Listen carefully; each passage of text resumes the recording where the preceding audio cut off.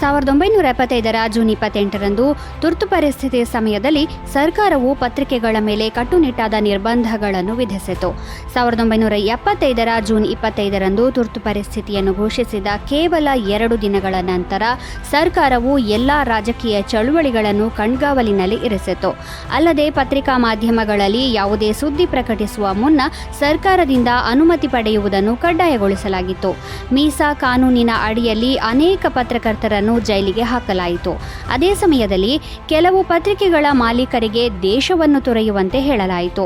ಹಲವಾರು ವರದಿಗಳ ಪ್ರಕಾರ ತುರ್ತು ಪರಿಸ್ಥಿತಿಯ ಸಂದರ್ಭದಲ್ಲಿ 3801 ಪತ್ರಿಕೆಗಳ ಡಿಕ್ಲರೇಷನ್ಗಳನ್ನು ಮುಟ್ಟುಗೋಲು ಹಾಕಿಕೊಳ್ಳಲಾಯಿತು.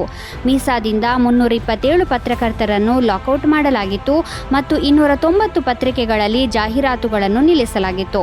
ದಿ ಟೈಮ್ಸ್ ಮತ್ತು ದಿ ಗಾರ್ಡಿಯನ್ ಪತ್ರಿಕೆಗಳ ಸುದ್ದಿ ಪ್ರತಿನಿಧಿಗಳಿಗೆ ಭಾರತವನ್ನು ತೊರೆಯುವಂತೆ ಹೇಳಲಾಯಿತು. ರಾಯ್ಟರ್ಸ್ ಸೇರಿದಂತೆ ಇತರ ಏಜೆನ್ಸಿಗಳ ಟೆಲೆಕ್ಸ್ ಮತ್ತು ದೂರವಾಣಿಗಳನ್ನು ಕಡಿತಗೊಳಿಸಲಾಯಿತು. ಸ್ವಾತಂತ್ರ್ಯದ ನಂತರ ಸ್ವತಂತ್ರ ಭಾರತದಲ್ಲಿ ನಾಗರಿಕರ ಮುಖ್ಯ ಹಕ್ಕಾದ ವಾಕ್ ಮತ್ತು ಅಭಿವ್ಯಕ್ತಿ ಸ್ವಾತಂತ್ರ್ಯದ ಮೇಲೆ ಈ ರೀತಿ ದಾಳಿ ಮಾಡಲಾಯಿತು ಎಂದು ಹೇಳಲಾಗುತ್ತದೆ. 1999ರ ಜೂನ್ 28ರಂದು ಕಾರ್ಗಿಲ್ ಯುದ್ಧದ ಸಮಯದಲ್ಲಿ ಕ್ಯಾಪ್ಟನ್ ನೈಕೆ ಜಾಕುವೋ ಕೆಂಗುರುಸೆ ಹುತಾತ್ಮರಾದರು. ಈ ಕ್ಯಾಪ್ಟನ್ನ ನಿಕ್ ನೇಮ್ ಲೆಮನ್ ಸಾಹೇಬ್ ಎಂದಾಗಿತ್ತು. ಸೇನೆಗೆ ಸೇರಿದ ಕೇವಲ 4 ತಿಂಗಳಲ್ಲಿ ಕಾರ್ಗಿಲ್ ಯುದ್ಧ ಆರಂಭವಾದ ಕಾರಣ ಲೆಮನ್ ಸಾಹೇಬರನ್ನು ಯುದ್ಧ ಭೂಮಿಗೆ ಕರೆಸಲಾಯಿತು. ಕಾರ್ಗಿಲ್ ಯುದ್ಧದ ಸಮಯದಲ್ಲಿ ಕ್ಯಾಪ್ಟನ್ ನೆಕೆ ಜಾಕುವೋರನ್ನು ಘಾತಕ್ ತುಕಡಿಯ ಕಮಾಂಡರ್ ಆಗಿ ಮಾಡಲಾಯಿತು. ಘಾತಕ್ ತುಕಡಿ ಅಂದರೆ ಬೆಟಾಲಿಯನ್ನ ಅಗ್ರ 20 ಹೆಚ್ಚು ಫಿಟ್ ಆದ ಮತ್ತು ಕಠಿಣ ಹೋರಾಟಗಾರರ ಸೈನಿಕರ ಗುಂಪು. 1999ರ ಜೂನ್ 28ರಂದು ದ್ರಾಸ್ ಸೆಕ್ಟರ್ನಲ್ಲಿರುವ ಲೋನ್ ಹಿಲ್ ಎಂಬ ಶಿಖರವನ್ನು ವಶಪಡಿಸಿಕೊಳ್ಳಲು ನಿರ್ಧರಿಸಲಾಯಿತು. ಅದರ ಜವಾಬ್ದಾರಿಯನ್ನು ಘಾತಕ್ ಪ್ಲಟೂನ್ಗೆ ಹಸ್ತಾಂತರಿಸಲಾಯಿತು. ಆದರೆ ಎತ್ತರ ಮತ್ತು ಚಳಿ ಎರಡೂ ಹೆಚ್ಚಿದ್ದ ಕಾರಣ ಈ ಕೆಲಸ ಅಷ್ಟು ಸುಲಭವಾಗಿರಲಿಲ್ಲ. ಆದರೆ ಧೃತಿಗೆಡದ ಭಾರತೀಯ ಸೈನಿಕರು ಲೆಮನ್ ಸಾಹೇಬರ ನಾಯಕತ್ವದಲ್ಲಿ ಮುನ್ನಡೆಯುತ್ತಲೇ ಇದ್ದರು.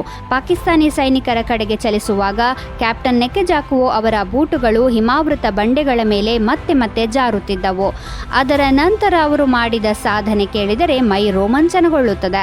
ಲೆಮನ್ ಸಾಹೇಬರು 6000 ಅಡಿ ಎತ್ತರ ಮತ್ತು -10 ಡಿಗ್ರಿ ತಾಪಮಾನದಲ್ಲಿ ತಮ್ಮ ಶೂ ಮತ್ತು ಸಾಕ್ಸ್ ಎರಡನ್ನೂ ತೆಗೆದರು. ಮೇಲೆ ಹತ್ತಿದ ನಂತರ ಲೆಮನ್ ಸಾಹೇಬ್ ರಾಕೆಟ್ ಲಾಂಚರ್ನಿಂದ ಗುಂಡು ಹಾರಿಸಿದರು ಮತ್ತು 7 ಪಾಕಿಸ್ತಾನಿ ಬಂಕರ್ಗಳನ್ನು ಒಂದರ ನಂತರ ಒಂದರಂತೆ ನಾಶಪಡಿಸಿದರು. ಪ್ರತಿಯಾಗಿ ಶತ್ರುಗಳ ಕಡೆಯಿಂದಲೂ ಗುಂಡು ಹಾರಿಸಲ್ಪಟ್ಟಿತು. ಕ್ಯಾಪ್ಟನ್ ಇನ್ನೂ 2 ಪಾಕಿಸ್ತಾನಿ ಸೈನಿಕರನ್ನು ಗುರಿಯಾಗಿಸಿಕೊಂಡರು. ಆದರೆ ಈ ಸಮಯದಲ್ಲಿ ಅವರು ಶತ್ರು ದಾಳಿಯಿಂದ ತಪ್ಪಿಸಿಕೊಳ್ಳಲು ಸಾಧ್ಯವಾಗಲಿಲ್ಲ. ಸ್ವಲ್ಪ ಸಮಯದ ನಂತರ ಲೆಮನ್ ಸಾಹೇಬ್ ಅವರ ಸಹಚರರು ಪೋಸ್ಟ್ ಮೇಲೆ ಹಿಡಿತ ಸಾಧಿಸಿದರು. ಆದರೆ ಅಷ್ಟರಲ್ಲಿ ಲೆಮನ್ ಸಾಹೇಬರು ಹುತಾತ್ಮರಾದದ್ದನ್ನು ಸೈನಿಕರೊಬ್ಬರು ನೋಡಿದರು. 25 ವರ್ಷದ ಲೆಮನ್ ಸಾಹೇಬರಿಗೆ ಯುದ್ಧ ಭೂಮಿಯಲ್ಲಿನ ಅದಮ್ಯ ಧೈರ್ಯಕ್ಕಾಗಿ ಮಹಾವೀರ ಚಕ್ರ ನೀಡಿ ಗೌರವಿಸಲಾಯಿತು. ಅವರ ಅಂತಿಮ ಯಾತ್ರೆಯಲ್ಲಿ ಸಾವಿರಾರು ಜನರು ಪಾಲ್ಗೊಂಡಿದ್ದರು. 1999ರ ಜೂನ್ 28ರಂದು ಕಾರ್ಗಿಲ್ ಯುದ್ಧದ ಸಮಯದಲ್ಲಿ ಮೇಜರ್ ಪದ್ಮಪಾಣಿ ಆಚಾರ್ಯ ಬಲಿದಾನಿಯಾದರು. ಆಚಾರ್ಯ ಅವರು 1993ರಲ್ಲಿ ಮದ್ರಾಸ್ನ ಆಫೀಸರ್ಸ್ ಟ್ರೈನಿಂಗ್ ಅಕಾಡೆಮಿಯಿಂದ ಪದವಿ ಪಡೆದರು. ನಂತರ ಅವರನ್ನು ರಜಪೂತಾನ ರೈಫಲ್ಸ್ನ 2ನೇ ಬೆಟಾಲಿಯನ್ನಲ್ಲಿ 2ನೇ ಲೆಫ್ಟಿನೆಂಟ್ ಆಗಿ ನೇಮಿಸಲಾಯಿತು. 1999ರ ಜೂನ್ 28ರಂದು ರಜಪೂತಾನ ರೈಫಲ್ಸ್ನ ಮೇಜರ್ ಪದ್ಮಪಾಣಿ ಆಚಾರ್ಯರಿಗೆ ಕಂಪನಿಯ ಕಮಾಂಡರ್ ಆಗಿ ಶತ್ರುಗಳು ಆಕ್ರಮಿಸಿಕೊಂಡಿದ್ದ ಪ್ರಮುಖ ಪೋಸ್ಟ್ ಅನ್ನು ವಶಪಡಿಸಿಕೊಳ್ಳುವ ಜವಾಬ್ದಾರಿಯನ್ನು ನೀಡಲಾಯಿತು ಎಂದು ಹೇಳಲಾಗುತ್ತದೆ. ಅಲ್ಲಿ ಶತ್ರುಗಳು ಆಧುನಿಕ ಶಸ್ತ್ರಾಸ್ತ್ರಗಳನ್ನು ಹೊಂದಿದ್ದಲ್ಲದೆ ಗಣಿಗಳನ್ನು ಕೂಡ ತೋಡಿದ್ದರು. ಮೇಜರ್ ಪದ್ಮಪಾಣಿ ನೇತೃತ್ವದ ಪಡೆ ಗುಂಡಿನ ದಾಳಿ ಮತ್ತು ಗುಂಡುಗಳ ಮಳೆಯ ನಡುವೆ ತನ್ನ ಕಾರ್ಯಾಚರಣೆಯನ್ನು ಮುಂದುವರೆಸಿತು. ಮೇಜರ್ ಪದ್ಮಪಾಣಿ ಹಲವಾರು ಗುಂಡುಗಳಿಂದ ಹೊಡೆಯಲ್ಪಟ್ಟಿದ್ದರೂ ಕೂಡ ಮುಂದೆ ಸಾಗಿದರು ಮತ್ತು ಶೌರ್ಯ ಮತ್ತು ಧೈರ್ಯದಿಂದ ಪಾಕಿಸ್ತಾನಿಗಳನ್ನು ಓಡಿಸಿ ಪೋಸ್ಟ್ ಅನ್ನು ವಶಪಡಿಸಿಕೊಂಡರು. ಆದಾಗ್ಯೂ ಮೇಜರ್ ಪದ್ಮಪಾಣಿ ಈ ಕಾರ್ಯಾಚರಣೆಯನ್ನು ಪೂರ್ಣಗೊಳಿಸಿದ ನಂತರ ಹುತಾತ್ಮರಾದರು. ಮೇಜರ್ ಅವರ ಶೌರ್ಯಕ್ಕಾಗಿ ಮರಣೋತ್ತರವಾಗಿ ಮಹಾವೀರ ಚಕ್ರ ನೀಡಿ ಗೌರವಿಸಲಾಯಿತು. 1965ರ ಜೂನ್ 28ರಂದು ಮೊದಲ ದೂರವಾಣಿ ಕರೆಯನ್ನು ಉಪಗ್ರಹದಿಂದ ಮಾಡಲಾಗಿತ್ತು. ಈ ಉಪಗ್ರಹದ ಹೆಸರು ಅರ್ಲಿ ಬರ್ಡ್ ಎಂದಾಗಿದ್ದು, ಇದನ್ನು ನಾಸಾ 1965ರ ಏಪ್ರಿಲ್ 6ರಂದು ಫ್ಲೋರಿಡಾದ ಕೇಪ್ ಕೆನಡಿಯಲ್ಲಿರುವ ಕಾಂಪ್ಲೆಕ್ಸ್ 17A ನಿಂದ ಉಡಾವಣೆ ಮಾಡಿತ್ತು. ಅರ್ಲಿ ಬರ್ಡ್ ಪ್ರಪಂಚದ ಮೊದಲ ವಾಣಿಜ್ಯ ಸಂವಹನ ಉಪಗ್ರಹವಾಗಿದೆ. ಅರ್ಲಿ ಬರ್ಡ್ ಅನ್ನು ಕಮ್ಯುನಿಕೇಷನ್ಸ್ ಸ್ಯಾಟಲೈಟ್ ಕಾರ್ಪೊರೇಷನ್ಗಾಗಿ ನಿರ್ಮಿಸಲಾಯಿತು ಮತ್ತು ಭೂಮಿಯಿಂದ 22,300 ಮೈಲುಗಳಷ್ಟು ದೂರದ ಸಿಂಕ್ರೊನಸ್ ಕಕ್ಷೆಯಲ್ಲಿ ಇರಿಸಿದಾಗ ಸುಮಾರು 85 ಪೌಂಡ್ಗಳಷ್ಟು ತೂಕವಿತ್ತು. ಈ ಉಪಗ್ರಹವು ಉತ್ತರ ಅಮೆರಿಕ ಮತ್ತು ಯುರೋಪ್ ನಡುವೆ ಸಂವಹನ ಸೇವೆಯನ್ನು ಒದಗಿಸಿತ್ತು. ಇದನ್ನು ಹ್ಯೂಸ್ ಏರ್ಕ್ರಾಫ್ಟ್ ಕಂಪನಿ ತಯಾರಿಸಿತ್ತು. ಈ ಉಪಗ್ರಹವು ಒಂದು ಬಾರಿಗೆ 240 ದೂರವಾಣಿಗಳನ್ನು ಸಂಪರ್ಕಿಸಬಲ್ಲದಾಗಿತ್ತು. ಇದನ್ನು 18 ತಿಂಗಳುಗಳ ಅವಧಿಗೆ ಮಾತ್ರ ಕೆಲಸ ಮಾಡುವಂತೆ ಮಾಡಲಾಗಿತ್ತು, ಆದರೆ ಅದು 2 ವರ್ಷಕ್ಕೂ ಹೆಚ್ಚು ಕಾಲ ಕೆಲಸ ಮಾಡುತ್ತಲೇ ಇತ್ತು.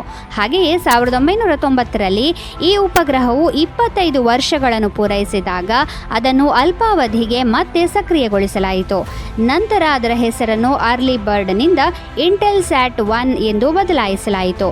ಸದ್ಯ ಈ ಉಪಗ್ರಹ ನಿಷ್ಕ್ರಿಯವಾಗಿದೆ.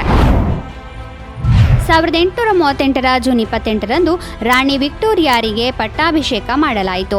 ರಾಣಿ ವಿಕ್ಟೋರಿಯಾ 18ನೇ ವಯಸ್ಸಿನಲ್ಲಿ ಸಿಂಹಾಸನ ಏರಿದ ನಂತರ ಸುಮಾರು 64 ವರ್ಷಗಳ ಕಾಲ ಬ್ರಿಟಿಷ್ ಸಾಮ್ರಾಜ್ಯವನ್ನು ಆಳಿದರು. ಅವರು 1837ರಿಂದ 1901ರವರೆಗೆ ಯುನೈಟೆಡ್ ಕಿಂಗ್ಡಮ್ ಅನ್ನು ಆಳಿದರು. ರಾಣಿ ವಿಕ್ಟೋರಿಯಾ ಲಂಡನ್ನ ಕೆನ್ಸಿಂಗ್ಟನ್ ಅರಮನೆಯಲ್ಲಿ 1819ರ ಮೇ 24ರಂದು ಜನಿಸಿದರು. ವಿಕ್ಟೋರಿಯಾ 3ನೇ ಕಿಂಗ್ ಜಾರ್ಜ್ರ 4ನೇ ಮಗ ಡ್ಯೂಕ್ ಆಫ್ ಕೆಂಟ್ ಎಡ್ವರ್ಡ್ರ ಮಗಳು. ವಿಕ್ಟೋರಿಯಾಗೆ 1 ವರ್ಷ ತುಂಬುವ ಮೊದಲು ಆಕೆಯ ತಂದೆ ಎಡ್ವರ್ಡ್ ನ್ಯೂಮೋನಿಯಾದಿಂದ ನಿಧನರಾದರು ಎಂದು ಹೇಳಲಾಗುತ್ತದೆ. ನಂತರ ಕಿಂಗ್ ಜಾರ್ಜ್ ಕೂಡ ಮರಣ ಹೊಂದಿದಾಗ ವಿಕ್ಟೋರಿಯಾ ರಾಣಿಯಾದರು. ಯಾಕೆಂದರೆ ವಿಕ್ಟೋರಿಯಾ ರಾಜಕುಮಾರ ಎಡ್ವರ್ಡ್ನ ಏಕೈಕ ಮಗು. ರಾಣಿಯು ತನ್ನ ಅಧಿಕಾರಾವಧಿಯಲ್ಲಿ ಪ್ರಪಂಚದ ಕಾಲು ಭಾಗವನ್ನು ಆಳಿದರು ಎಂದು ಹೇಳಲಾಗುತ್ತದೆ.